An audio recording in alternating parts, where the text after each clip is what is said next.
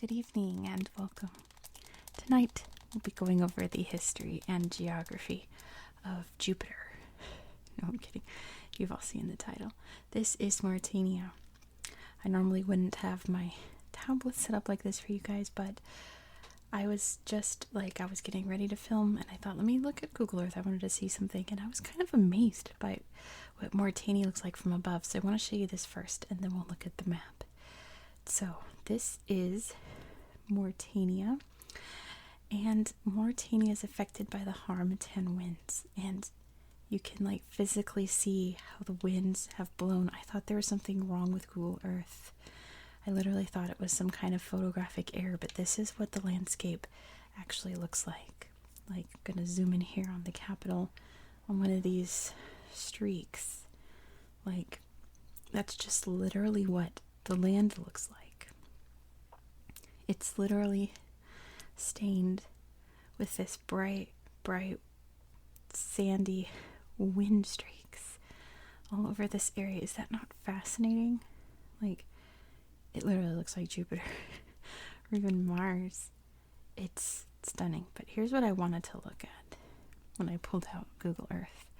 I wanted to see this. This is known as the Richat Structure, or the Eye of Africa. It is this weird natural shape up in the mountains here, Mauritania, that nobody knew existed until it was seen from space, apparently. Because I found a little, where'd it go? Right here. What it looks like when you're standing inside of it. It looks like, come on, this. That's really neat. It looks like this when you're standing in it. You can't tell that it looks like this. I mean, it looks like something out of X-Files or something. It's so neat. Apparently it was once a volcano that has shrunken down into the earth. But it's still really cool. And also I'm going to point out the highest peak for you guys, which is over here. It is this huge mountain of just pure iron ore. It's a big rocky rock. But yeah, that's what I wanted to show you from above. Look at, that's so neat. I wanted to show you guys this. And then there's all the Sahara, but let me show you on the map. Let me move this aside. I know you guys are really enjoying the tablet content, and I promise you I'm going to have more eventually, but oops. If I have book flipping content, I like that just as much. So, continuing with geography, Mauritania has this border with Algeria. It has this border with Mali, a pretty long one. And this border with Senegal, which is really vital to the country. I'll tell you about that in a minute. This is the Atlantic Ocean here with a little coastline, and then this is the border with Western Sahara, which I talked about in the Morocco episode. Pretty much the entirety of this border is controlled by the freedom fighters who are fighting for independence for Western Sahara. Morocco claims it, but it's very complicated, so it's depending on what you think the political border should be. This is either Morocco or it's Western Sahara, what have you, but that's that border. So let's start over here on the coast where we can find the capital city of Nouakchott. That's just where we were looking at those really neat winds. There's not much here on the coastline. Up here there is a really cool bird reserve, a big old wetland known as the Banque d'Argent National Park.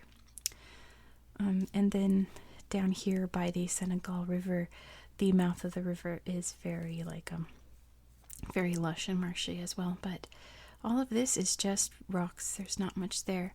There's the town here of Nouadhibou, and it's a big shipping port. Same with Nouakchott. Nouakchott's the one with the deep water port, but this one is also very important for what I'll show you in a second. These were the mountains we were looking at. That I formation is just right about here. These are the Adrar Mountains. and they're very, very, very cracky. Very, I mean, you kind of saw, you can see there's the big black mountain right there. There's lots of iron ore mining there. So that happens mostly up here and in the mountains. There's a big train, the only train in Mauritania, that comes down Chugga Chugga Choo Choo all the way to Nouadhibou to ship out the iron ore and everything that's mined up there, copper and a little bit of gold as well. All of this here is Sahara Desert. It is straight up desert, exactly what you'd imagine when you think the Sahara. It is sand dunes, and it is more sand dunes. And then there's maybe an oasis or two, and then even more sand dunes. It's a lot of nothing. Just sand, sand, sand, sand, sand. Down here is a region known as the Sahel. It's like the very northerly tip of the Sahel region. It's mostly down here. You can kind of see S-A-H. I can't really see this part. Can you see? You can see the E but not the L. Okay. The Sahel is down here. So it kind of leaks up into the south here. You can see a lot more towns and roads. I think all the paved roads in Mauritania are on this map, pretty much. And this is where the Senegal River gets to be very important for Mauritania. It is the only permanent river in Mauritania, and it provides a lot of irrigation for farms. Only 5% of Mauritania's land is arable, and it's all down in this area here. So the Senegal River is very vital for the country, for a water source, for all the things you need water for. And I think that's pretty much it. If you hear a car out there, a car broke down right outside my window a few hours ago. They've been working on it for hours. It's almost 1 a.m. They've been working on it for hours, so it sounds like it's finally working. Anyway, Mauritania. That is pretty much it. You can see some little riverbeds there. Those, come and go depending on whether there's rain or not. Mauritania does not get a lot of rain. The coastline gets the most rain, to the point where sometimes there's flooding in Nouakchott. It's a very low-lying city. It's one of those places in the world that if climate change continues as it's going, it will be covered in water, which is very scary because I also live in one of those places. But for the most part, that's the geography of Mauritania. There is not much here. So let's talk about its history. It's kind of a lot. So people have been here since forever. I mean, I say that in every video, but it's West Africa, right? People have been here forever. It was mostly populated by nomadic cultures back when the Sahara was not sand dunes upon sand dunes. It was actually pretty lush, and there were rivers. Apparently there's some archaeological sites up in the Adrar Mountains that have evidence of very ancient dried riverbeds. So people would, use that water. But the nomadic culture was here for a long time until the Sahara started to become the Sahara, and people moved further south into the Sahel region, where they could switch from nomadic lifestyle to agrarian lifestyle.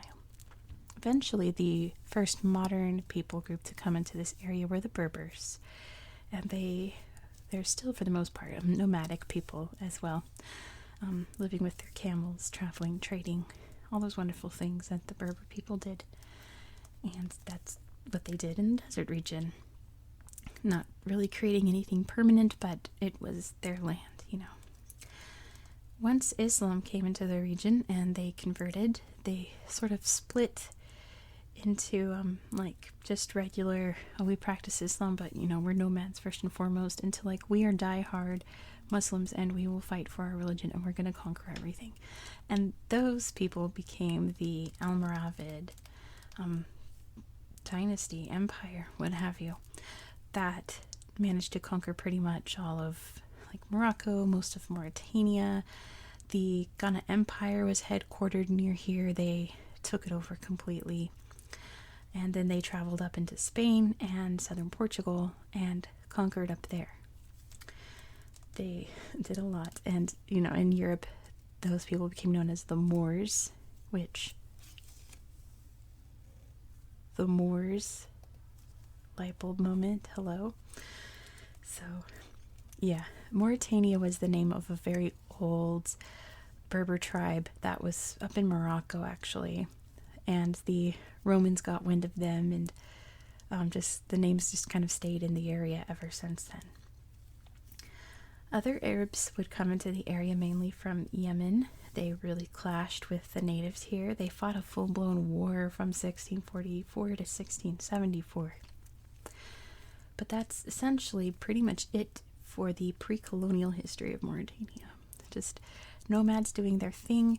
There were some interesting towns built, mainly Chinguetti became a little sort of like knowledge town. I don't know how to describe it. In this corner of the Islamic world, they would establish cities of learning where they would create really beautiful manuscripts and be little centers of education. And Chinguetti was one of those, Timbuktu being the most famous of those kind of towns. But there was Chinguetti and Walata, among others. Anyway, but that was pretty much it. It was mostly just a stopover on the trade of gold and salt for hundreds and hundreds of years. The Portuguese sailed by, as the Portuguese were wont to do.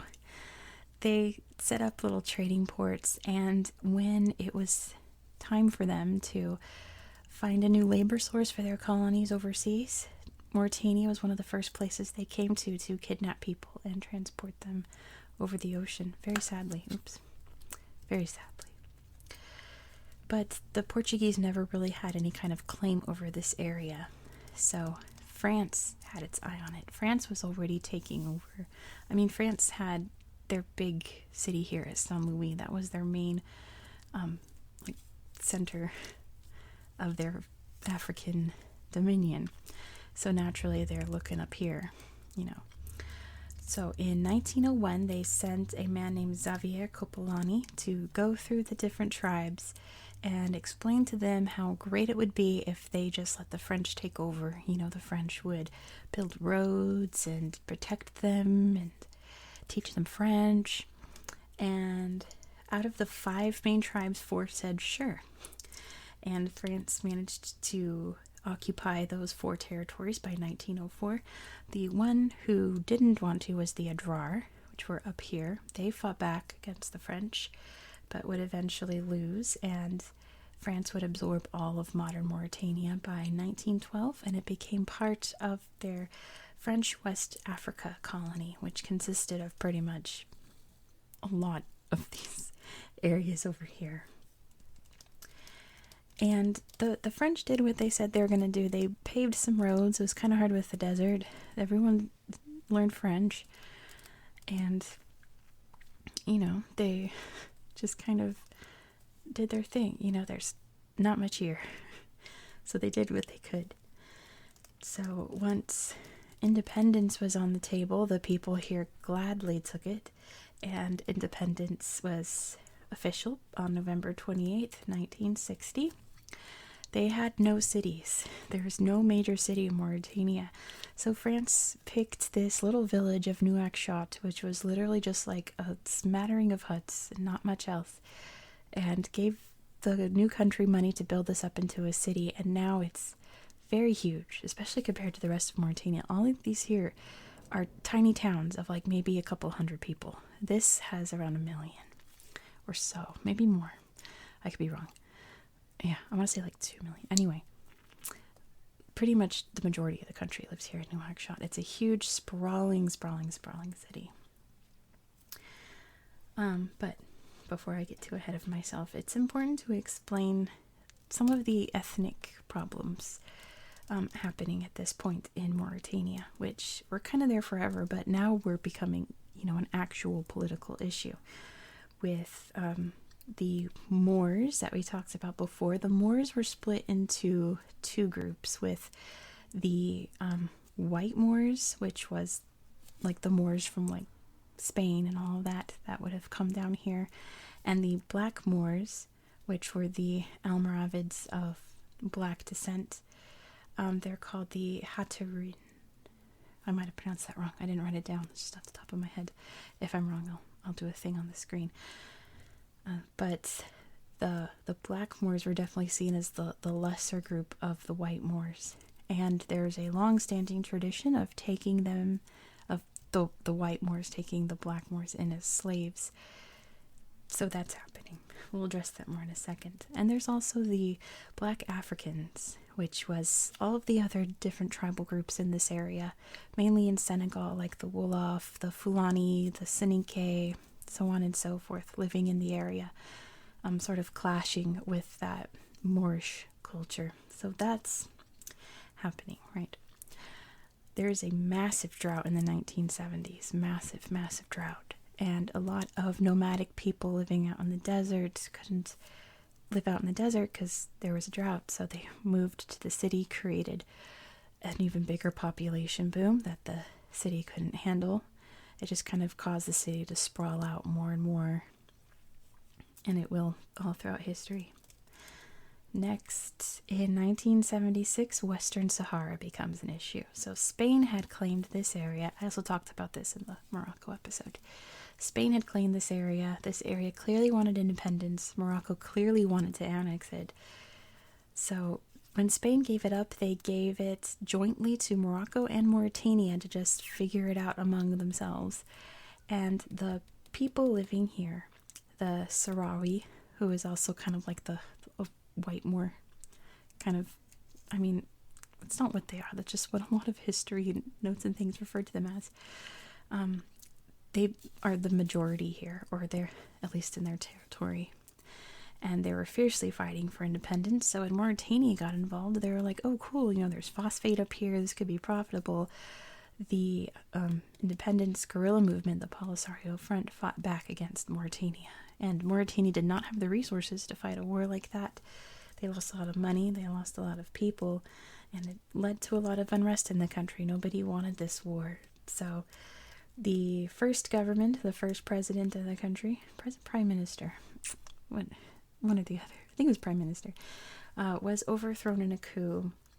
There would be another coup shortly after that. So the next government to come into power just did away with the whole Western Sahara thing. They relinquished their claim to the territory and said, Morocco, it's your problem. Morocco was gladly going to make it their problem. They really wanted it. But Mauritania gave up and focused more on their territory. In 1981, slavery was officially abolished, which made Mauritania the last country in the world to abolish slavery. But they didn't issue any kind of punishment for slavery. Like I said, slavery has kind of been a thing for a long time. It was really ingrained in a lot of cultures in the area. And obviously it's wrong, right? It's horrible. They didn't create any kind of criminal punishment for slavery until 2007. And from what I've read, only 4 people have been prosecuted for owning slaves. It's estimated that around 2% of the population of Mauritania is currently enslaved. The government says that's a lie. There are no slaves, but there obviously are. There's a lot of abolitionist groups out there trying to help the people. But anyway, it's an important part of its history. It's an important part of its culture today. It's very sad, and it just needs to be brought up. But moving on in history. Down here by the Senegal River, a lot of nomads had come into the area. And up here by Senegal, there's a lot of farmers. So the nomads would try to find better lands for their livestock. They would cross into the farmers' lands. The farmers are like, what are you doing? The nomads are like, we're just trying to live our lives. Fights broke out. People started to get killed.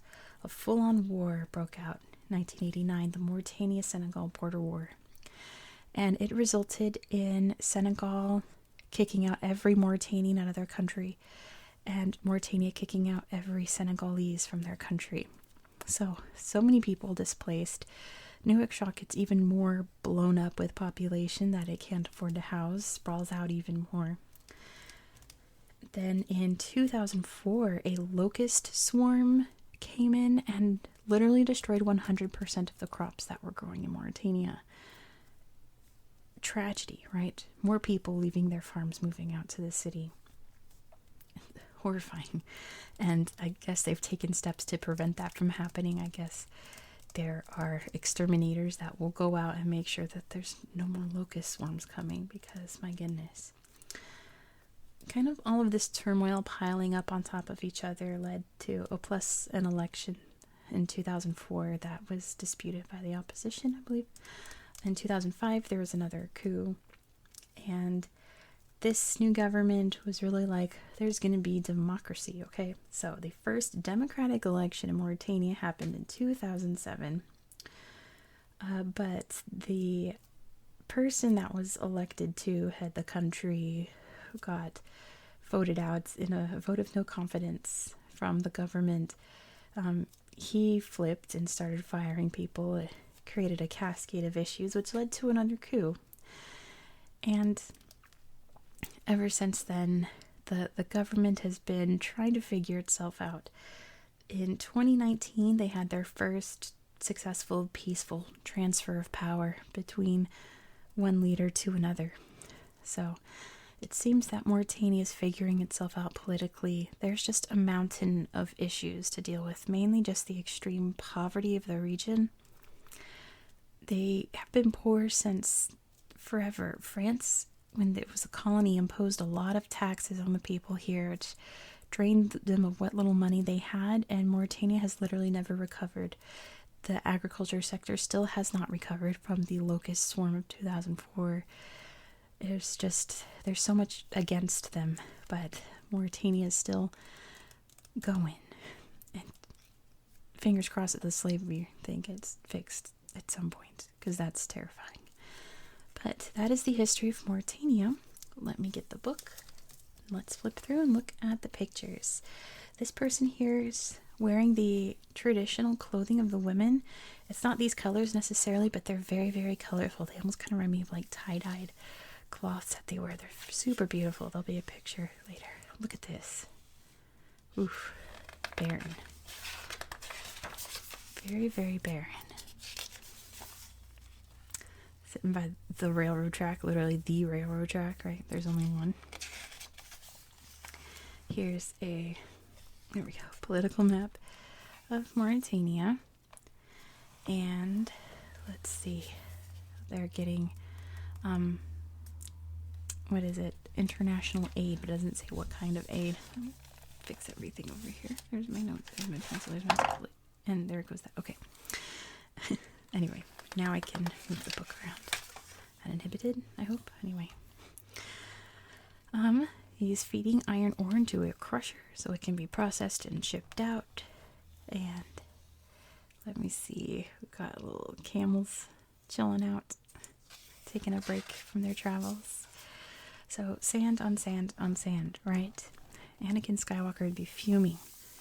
It's just sand for most of the part. There's the Richat Structure. It's so cool. I'm sure there's some kind of ancient alien theory about it, right?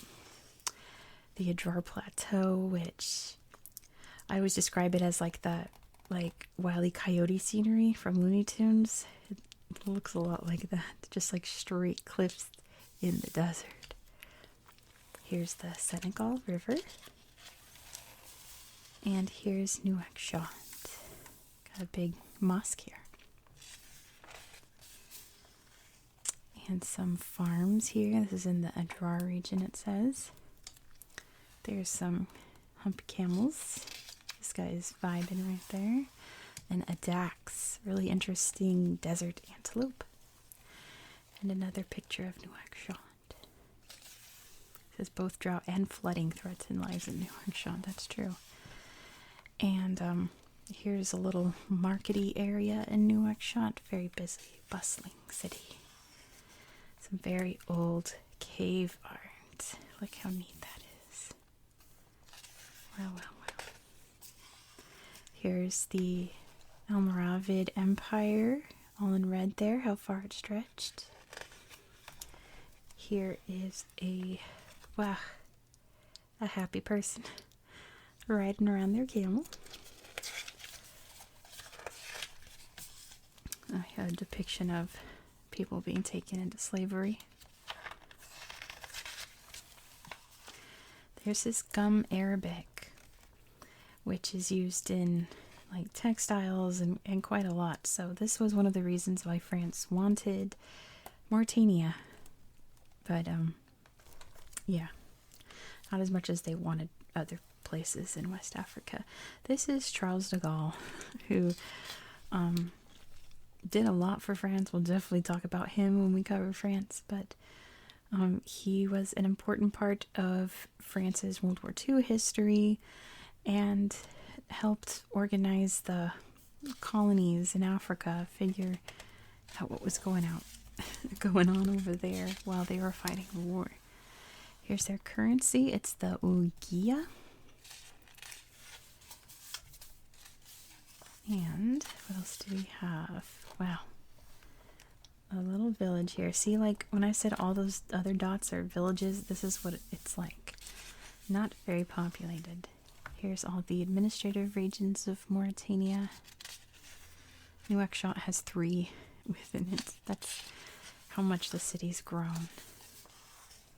Lots and lots of iron ore. And this is a little gold mine here, digging for gold. We've got some fishing boats. And some more. Are those camels or donkeys? I think they're camels. Yeah, those are camels for sure. Out in the desert. Here's the big train going to the coast, and you are allowed to hitch a ride on it. This is that bird sanctuary national park, the Banc d'Arguin. Lots of pelicans, lots of waterfowl and fish and various animals. Here is Mauritania from above without any borders. So you can see, let's see, that's Senegal. So we have the Adrar Mountains and Namachals. Here's another picture of the Banc d'Arguin. It's very, very shallow. The tide recedes, and then there's all this like seaweed and stuff. You can walk around and discover little things. Here's a sweet fennec fox, a little desert mammal. And there is an ethnic group that's lived on the shores of Mauritania since forever. They're the Imraguen, and they're a fishing culture, and they get along with the dolphins. They actually befriend the dolphins, get to know the dolphins. They have favorite dolphins, and the dolphins will help herd the fish for them to catch. It's really, really cool. This is the other national park near the Senegal River. It's the Daling National Park.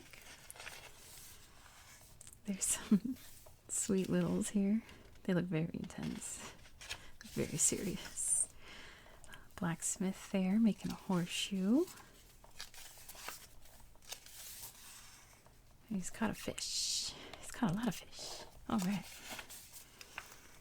Chilling out. Build a little camp here. Their camels rest. Some sad litter and devastation. This goat thinks it's awesome though. This goat's having the best day ever. And here's some more of the ethnic dress that the women wear. Traditional Mauritanian clothing. Really, really neat, colorful patterns. A little market here. Up close of the stone architecture of some of the little towns in the desert. Working hard in school. They're practicing their Quran verses on these little wooden slabs. And this is a nomad school out in the middle of nowhere. Public telephone. You can call whoever you need to call. And an NHS like trailer for some mobile health for people. This is in Chingeti. This is their mosque. Isn't that neat? Every building in this town is made out of stone like this. This is the flag of Mauritania. It actually changed in 2017. 2017 was kind of a rocky year politically. I didn't really mention it in the history, but they tried to make a lot of changes to the constitution. Some things worked out, some things did not. And one of the things that did was changing the flag to add these red stripes to symbolize like the struggle of the Mauritanians. It's a really beautiful mosque, very bright. I love the colors.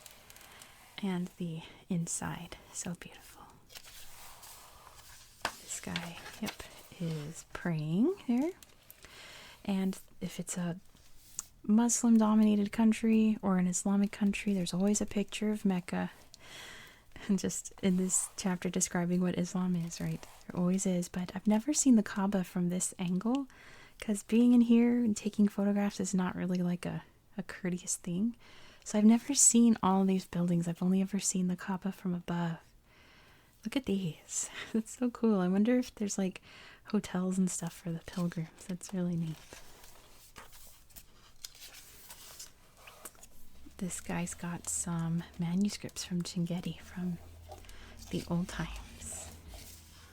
And there's some more of those wooden boards that kids will practice their Arabic, writing out verses of the Quran. Some other examples in Arabic and French on the sign there. And a really cute little village there. More stone buildings.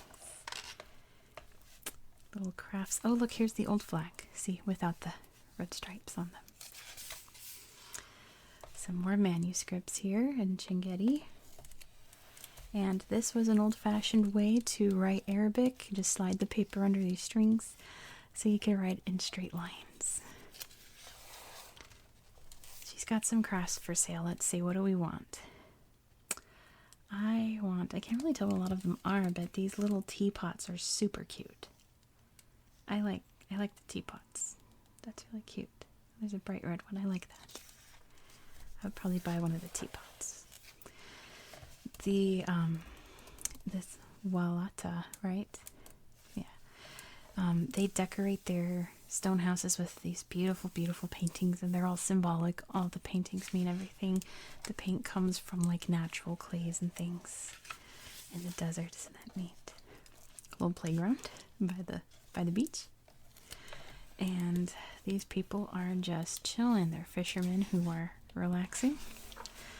Mancala, oh my gosh, do you know how to play Mancala? That's one of my favorite games of all time. It's so fun. But clearly you've been playing here since forever. Land yachting is a thing out in the desert that looks like a lot of fun. And this straight up looks like Star Wars. This looks like Jabba's palace right here. That they're riding their motorbikes out in the desert. There's some more really cool looking faces. They look like they're about to drop the hottest rap album of the year. They look awesome. And some food. They're sharing a meal here. Looks very yummy. This guy's got his cafe set up. He's got some breads. He's got coffee. Espresso? Croissants? Nice. Some tea maybe? Tea is huge. Mint tea is their national drink. They make it and mix it and pour it by like holding it up super high and letting it drip down. And a fishy fish market. Some more. There's their tea. There's the cute little teapots. And their national dish, but I forget how to pronounce it. It's like taboudjian. I'm not sure. There's one last map of Mauritania. And there's where Mauritania is located in the world. So that is going to be it for tonight. Thank you so much for watching. I do hope that you found this video relaxing and educational. And I hope you have a very good night.